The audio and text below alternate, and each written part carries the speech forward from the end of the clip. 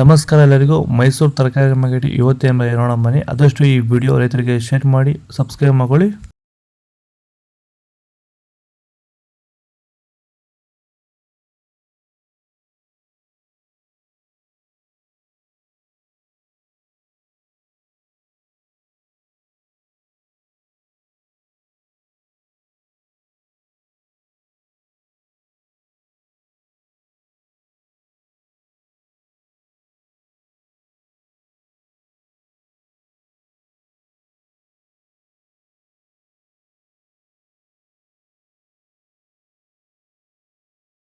Sir, ಈ beans ಬೆಳೆಗೆ ನೀವು ಯಾವ ರೀತಿ ಮೇಂಟೆನೆನ್ಸ್ ಮಾಡ್ತಾ ಇದ್ದೀರಾ ಸರ್ ನೀವು?